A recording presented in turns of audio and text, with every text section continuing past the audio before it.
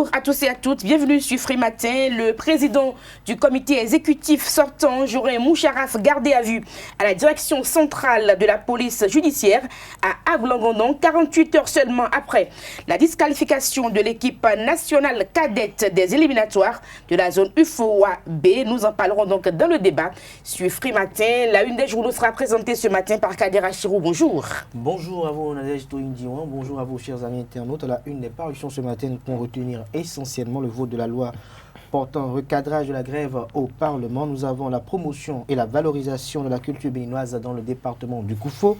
Nous avons les poursuites judiciaires à l'encontre d'anciens ministres de la République sous le régime du président Thomas Boniaï, la disqualification de l'équipe nationale cadette et pour finir, nous avons l'autorisation de ratification de crédit à l'Assemblée nationale. Autre actualité à développer dans cette émission, Togbonon ouvre ses audiences demain du côté de la Criette et puis les grèves sont désormais cadrées. Nous en parlerons également dans Free Matin. Carles Kittomé, vous êtes installé pour nous présenter le bulletin matinal d'information. Bonjour. Bonjour Nadège. Les suites de la disqualification des cadets béninois à Niamey et les déclarations de la ministre italienne de la Défense sont au menu de ce bulletin. À suivre également dans cette émission matinale, l'actualité sportive et puis évidemment l'horoscope du jour pour boucler la boucle. Bienvenue, bonjour. Voici donc la une des journaux parus ce jour.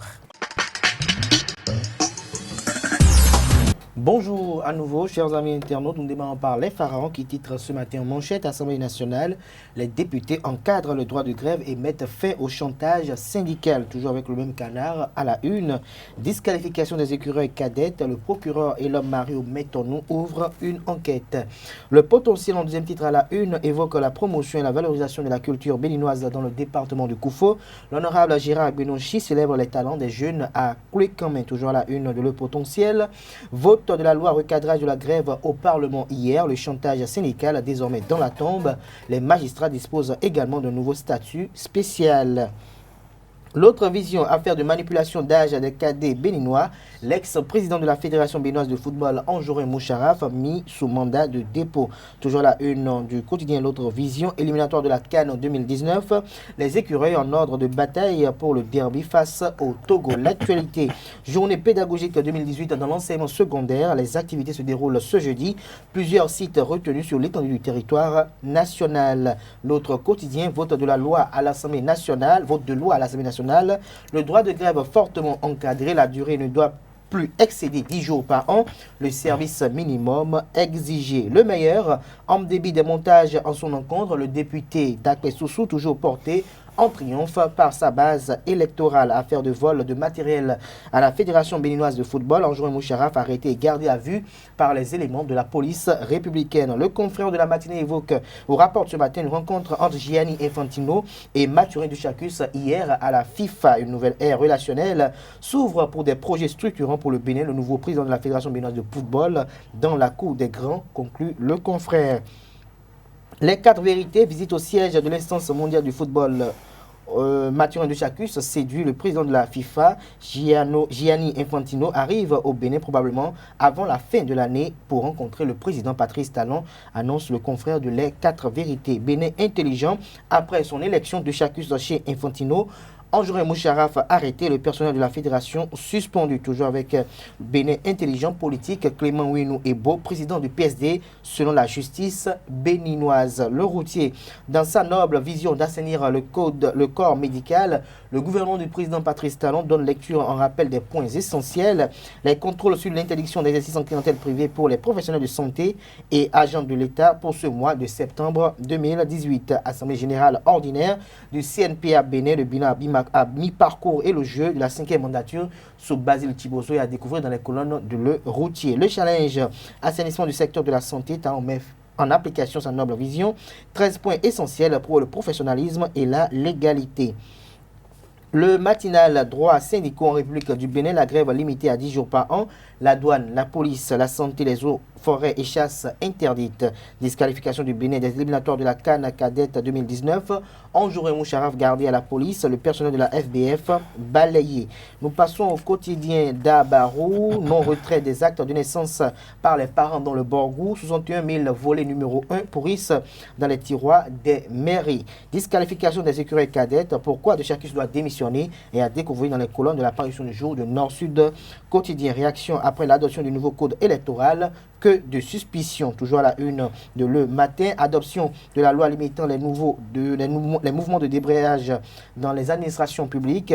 Fini les grèves fantaisistes, s'exclame le confrère. Le Béninois libéré, Niger Gate et vol de matériel à la fédération, à la Fédéfoot, Moucharaf Anjourin écroué. Et puis Conseil international consultatif du Kajou, Abdoulaye Biachane vend à prix d'or le Bénin dans l'univers du Kajou, à lire dans les colonnes du Canard son discours à l'occasion. L'événement précis.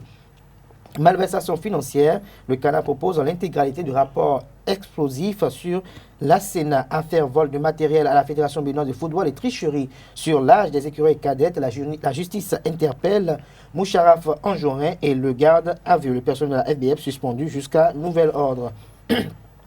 Nous passons au quotidien Nouvelle Expression, vote de la loi portant encadrement du droit de grève. Les députés sortent les apprenants des griffes des syndicalistes. Et puis toujours avec une Nouvelle Expression, adoption du code électoral. Abraham Zizido Ruiz salue les innovations et invite à son approbation par la Cour constitutionnelle. Le pays émergent supposé malversation financière à la Sénat. Des manœuvres de talent pour remplacer l'équipe de Tiando. L'opposition appelle le peuple béninois souverain à se soulever. La démocratie béninoise désormais la risée en Afrique vers des élections contestées en 2019. Et puis toujours à la une de Le Pays émergent, après la levée de son immunité parlementaire, le député Valentin a failli être arrêté lundi dernier. La minorité parlementaire menacée, communique le Canard. Matin libre, Bénin rupture, la pègre infeste le palais de la République. Des détails à la page 2 de l'apparition du jour de Matin libre et toujours à la une du même Canard. Gouvernance sous la rupture, talent ne mord pas les siens jusqu'aux os, constate le confrère. Et nous finissons ce matin avec Libération, modification de la loi portant droit de grève, plus de chantage et marchandage politique des syndicalistes. Et puis cour d'appel de Cotonou, le procureur général installé dans ses fonctions hier. Merci à vous, Kader Achirou, pour la présentation de la une des journaux. Vous avez les journaux sont disponibles du côté des kiosques sur toute l'étendue du territoire national. Les journaux sont également disponibles en ligne, évidemment, sur Internet. Voici le bulletin matinal d'information sur Free Matin. Chers amis internautes, bonjour et bienvenue à ce bulletin d'information. Le président Patrice Talon prend la parole aujourd'hui au sommet Chine-Afrique à Beijing devant ses pairs. Il mettra l'accent sur le développement de l'Afrique et celui du Bénin en particulier dans son adresse. Il évoquera la coopération Chine-Afrique. Avant ce rendez-vous, le président Patrice Talon a participé le lundi 3 septembre à la cérémonie d'ouverture à côté des 53 autres dirigeants africains et du chef de l'État chinois Xi Jinping. Le sommet de Beijing du Forum de coopération sino-africaine a pour terme cette année, je cite, « Construire une communauté de destin Chine-Afrique encore plus solide pour une coopération gagnant-gagnant ». La gestion des déchets ménagers solides dans la ville de Cotonou a conduit à la mise en place des structures de collecte d'ordures ménagères. Ces institutions, en partenariat avec la municipalité de Cotonou, disposent de contrats pour recruter des éboueurs, une profession qui nécessite des mesures d'hygiène et de protection particulières. Quel est le minimum garanti à ces agents particuliers dans le domaine sanitaire? Scholastique Azoma répond à cette préoccupation dans l'élément qui suit. Les agents de collecte d'ordures ménagères, des ordures ménagères ou des déchets solides ménagers ne sont pas recrutés directement par la mairie de Cotonou. Mais la mairie a plutôt des contrats avec des ONG qui sont devenus des PME. Et ces PME-là se sont regroupés autour des groupes d'intérêt économique. Et ces groupements d'intérêt économique, c'est au niveau de tous les 13 arrondissements. Au niveau des PME, des dispositions devraient être prises.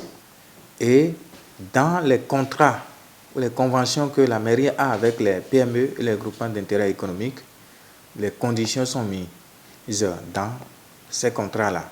C'est-à-dire que leur équipement, leur habillement, comment ils doivent être, et tout ça c'est mis. Et même les conditions contractuelles, les conditions que ces éboueurs doivent avoir, les conditions de travail qu'ils doivent avoir avec les PME, ces conditions sont précisées dans les conventions que les groupements ont avec la mairie. Parce que c'est vrai, c'est que comme vous le dites, ces métiers à haut risque, du point de vue et risques liés aux contaminations des maladies, risques liés donc plusieurs nuisances. Vous savez, vous pouvez aller dans des déchets, trouver des lames, des couteaux, des trucs, etc., etc. Donc, il y a des protections nécessaires que ces personnels doivent avoir vis-à-vis de leur travail. En principe, tout ça, c'est prévu. C'est prévu. C'est prévu, c'est que ça fait partie des conditions. Et nous n'allons pas mettre les contrats qui existent avec les gens et nous à votre disposition, mais toujours est-il que tous ces aspects-là, on a pensé à tous ces aspects-là dans ces contrats-là. Et vous savez qu'individuellement, ils doivent faire les contrats avec leur employeur. Mais nous qui avons commandé, qui commandons le travail, nous avons une convention avec les PME et nous disons, vous devez quand même traiter les personnes de telle manière. Pas que nous fixions le salaire. La loi qui régit les conditions de travail existe. Le code du travail est là. Ça, c'est d'autres choses. Mais il y a un minimum, compte tenu des risques liés à cette profession-là, des risques liés à ce travail, il y a un minimum que nous mettons dans nos conventions. Au Togo, la Ligue des consommateurs porte plainte contre la compagnie aérienne Askia et l'Agence nationale de l'aviation civile. La Ligue dénonce la mauvaise qualité des services et les traitements inappropriés dont sont souvent victimes les voyageurs. Selon le président de la Ligue des consommateurs, Emmanuel Sogadji, d'autres actions seront engagées si des améliorations ne sont pas apportées au service de Askia. La ministre italienne de la Défense indique que la France a une responsabilité dans le conflit en Libye. C'est sur les réseaux sociaux que Elisabeth Trenta a affiché sa position ce lundi à un moment où les combats entre les milices rivales ont fait une cinquantaine de morts à Tripoli. Les violents combats ont continué à faire rage lundi dans la périphérie sud de Tripoli avec l'implication de nouveaux groupes incontrôlés. Elisabeth Trenta évoque sur sa page Facebook l'intervention militaire de la France en Libye en 2011 contre le régime de Kadhafi. Évidemment, il est indéniable qu'aujourd'hui, ce pays se retrouve dans cette situation parce que quelqu'un en 2011 a privilégié ses intérêts au lieu de ceux des Libyens et de l'Europe tout entière, a-t-elle écrit.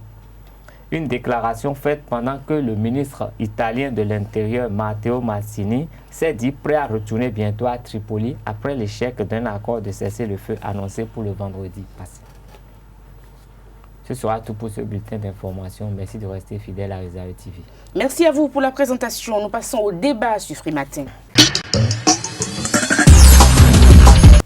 Le débat, l'espoir, nous allons faire d'une pierre deux coups. Lario Sadjagbono, bonjour. Bonjour Nadège. Alors, foot, affaire écureuil KD Gate, c'est bien ça. Hein? Anjorin et Moucharaf, on le sait, gardé à vue depuis hier. Exactement Nadège. La lettre de son arrestation a été donnée sur les réseaux sociaux. Après plusieurs versions contradictoires, nous pouvons retenir que l'ex-homme fort de Tchassin a été interpellé sur la cour du tribunal de Porto-Novo. Et pas bien sûr les agents de la police républicaine et conduit dans les locaux de la direction centrale de la police judiciaire. Il faut préciser que l'ancien président de la FEBEFOOT s'était rendu au tribunal pour être écouté dans un autre dossier, celui du supposé vol de matériel à la Fédération béninoise de football. C'est après son audition qu'il a été mis aux arrêts sur demande du parquet de Cotonou. Et pendant ce temps, pendant que le président Anjorin Moucharaf est arrêté à Porto-Novo, son successeur Mathurin Deschacus prenait quant à lui langue avec les dirigeants du football mondial. Il a été reçu par le président Gianni Infantino de la Fédération internationale de football et association FIFA. Et il faut dire que le président Mathurin Deschacus, depuis Zurich, a suspendu tout le personnel de la Fédération béninoise de football jusqu'à nouvel ordre.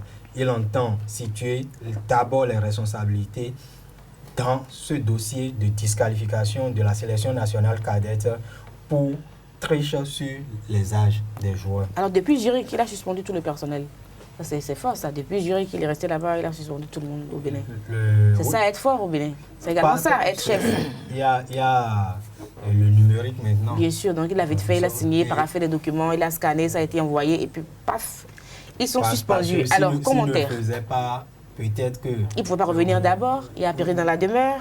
Non, pas mort d'homme parce que quand même. vu l'urgence de la question, il est souhaitable que ces mesures conservatoires soient rapidement prises pour que les personnes ou les supposés auteurs de... Puissent être quand même libres un tout petit peu pour répondre. Pas seulement libres, n'agissent pas en sourdine pour faire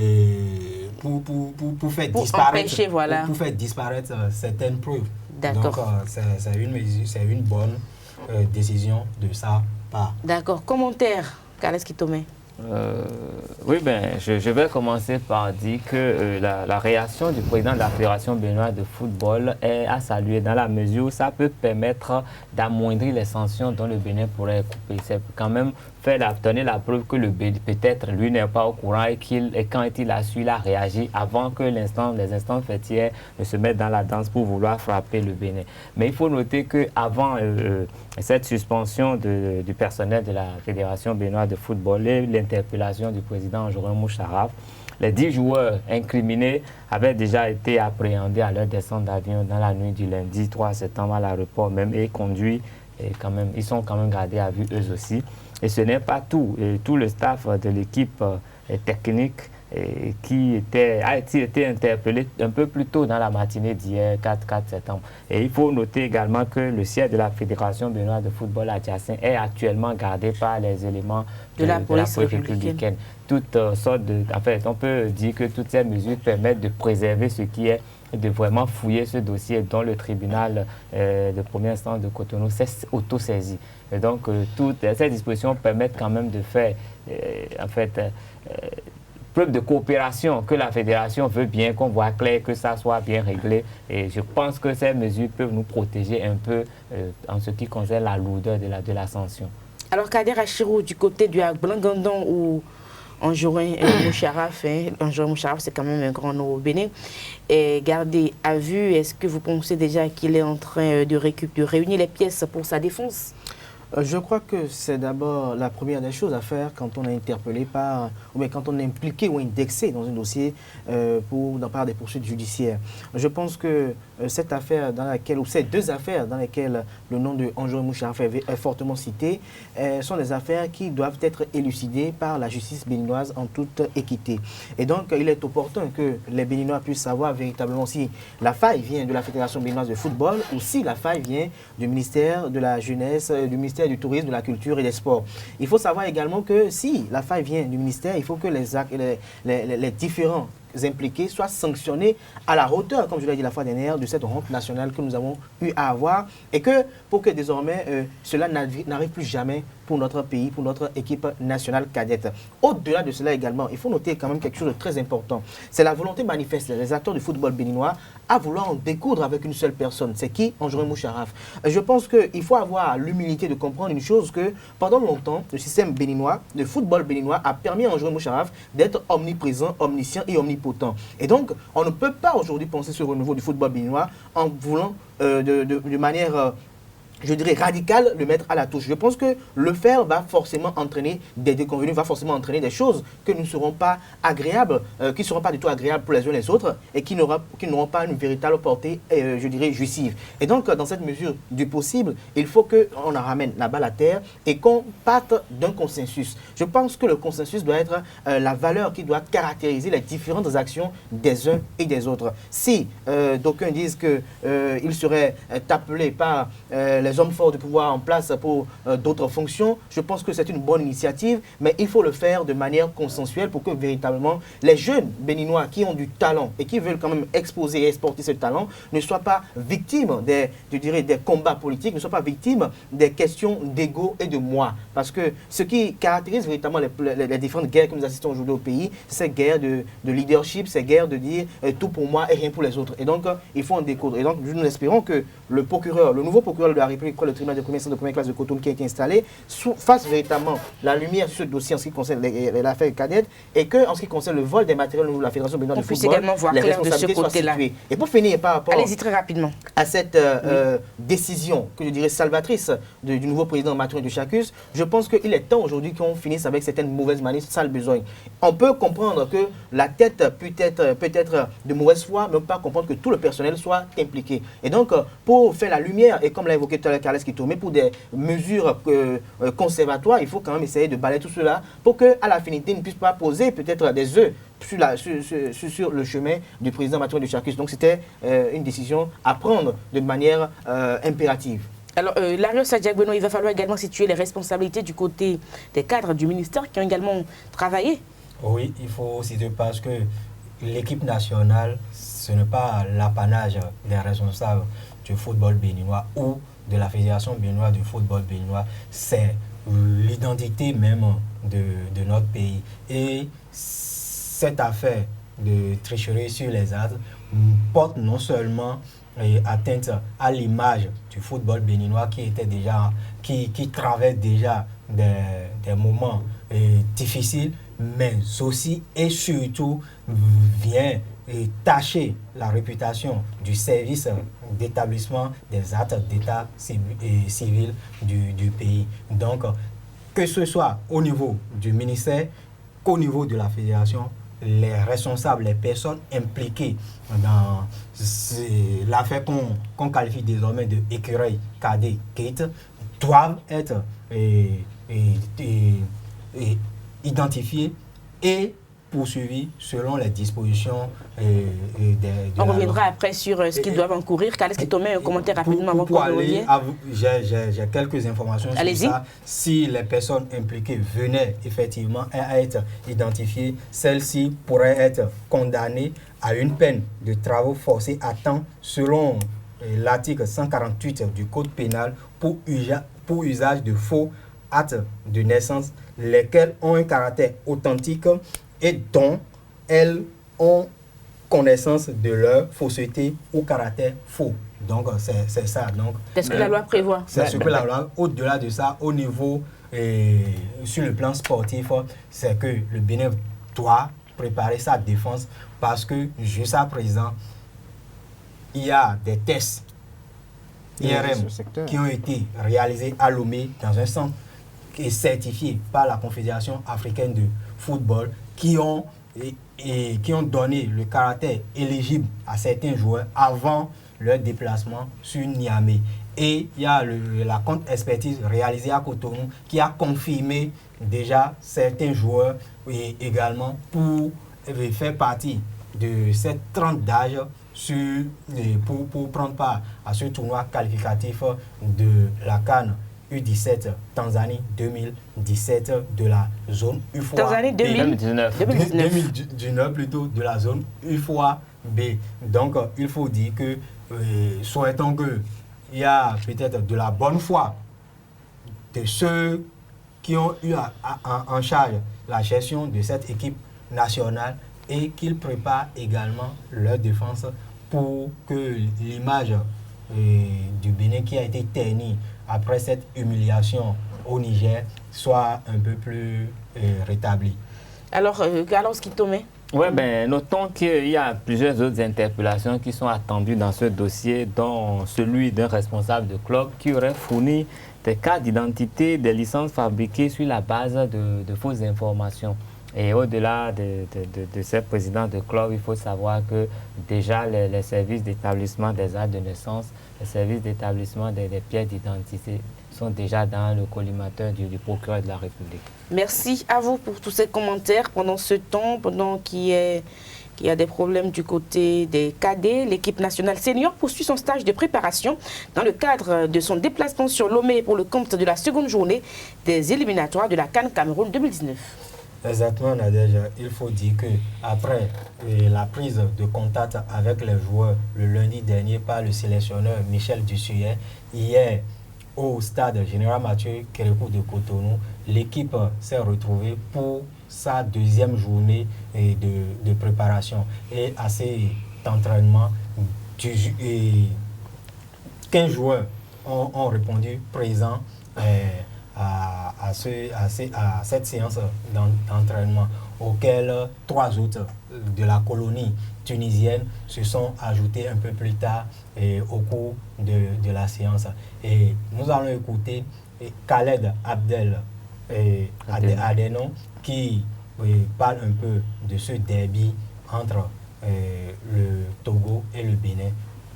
Il est serein, il se dit en forme pour aller chercher un bon résultat du côté de Lomé, même si cela est compliqué comme tout le monde le pense.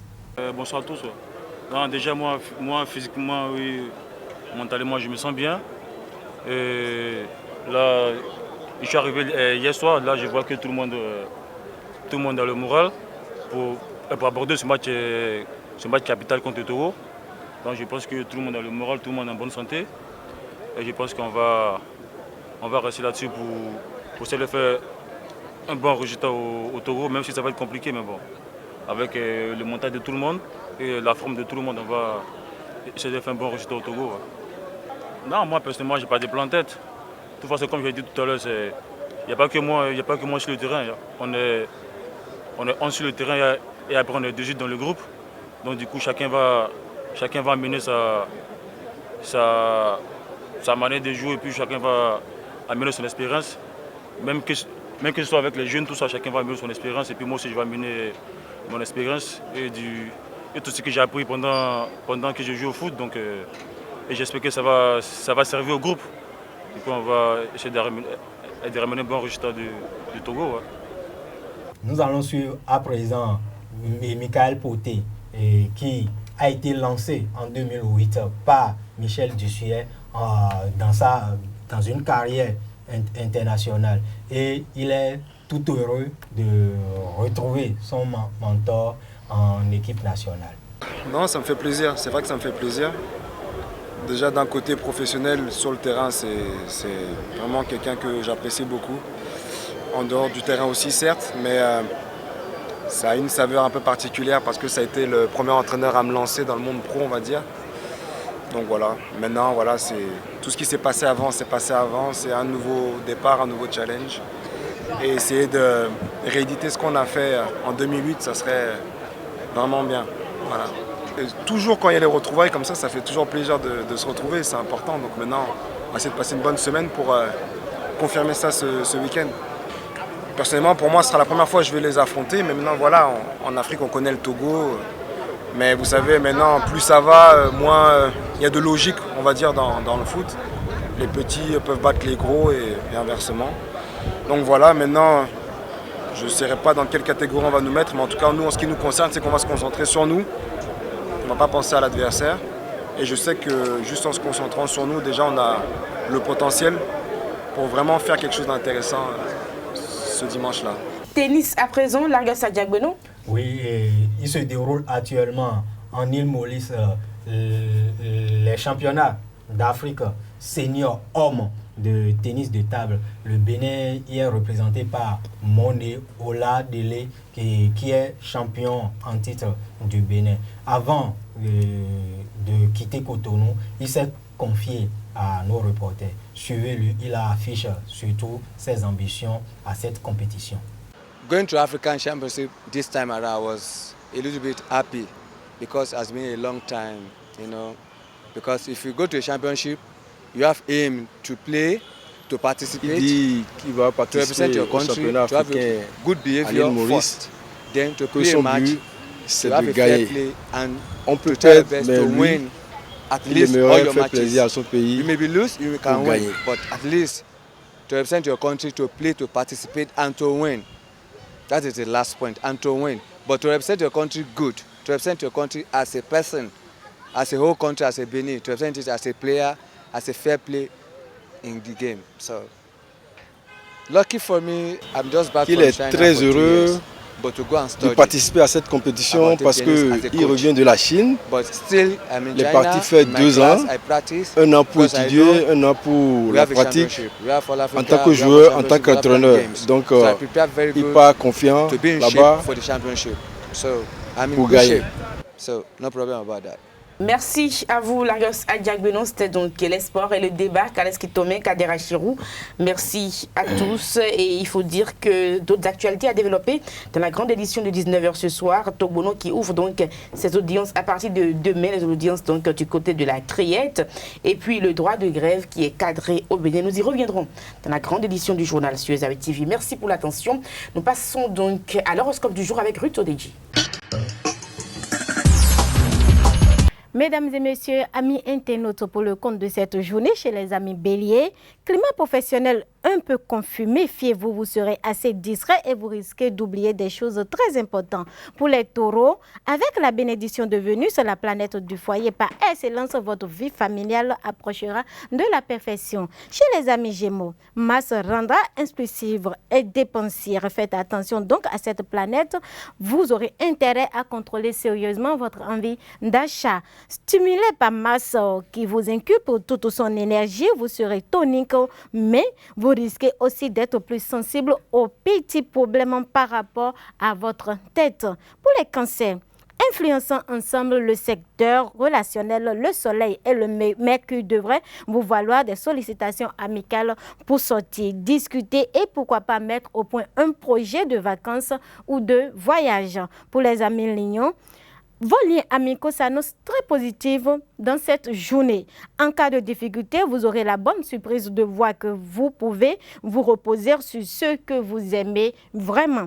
Pour les vierges, montrez-vous plus ouverte d'esprit et de générosité envers les autres. Cela vous dégagera de vos problèmes et les plaçant dans leur vraie perspective. Pour les balances, les influx astraux du jour auront pour effet de vous rendre plus social et plus sûr de vous-même. Vous aurez une meilleure compréhension de votre entourage. Pour les amis scorpions, avec le soutien inconditionnel de Mercure, à vous la vedette. Votre prestige sera en hausse. On vous admirera, on vous appréciera, on sera fier de vous. Des hasards très heureux vous aideront presque sans fatigue à rattraper des retards. Vos compétences seront multipliées pour aujourd'hui. Chez les amis sagittaires, dans le travail, les natifs du signe sagittaire bénéficieront de bons aspects astro. Vous communiquerez aisément avec les autres et votre magnétisme fera merveille. Faites plus d'efforts pour avoir un comportement moins critique, plus tolérant envers votre entourage, chers amis sagittaires. Pour les capricornes, faites plus d'efforts envers vos amis. Vous aussi, un petit échec professionnel vous obligera probablement à revenir à vos ambitions un peu moins éloignées de la réalité. Amis Capricorne, chez les Verseaux, le travail ne vous manquera pas au cours de cette journée. Évitez quand même le surménage qui ne pourrait que nuire à vos projets d'avenir. Vous aurez belle et bien être fidèle envers vos amis.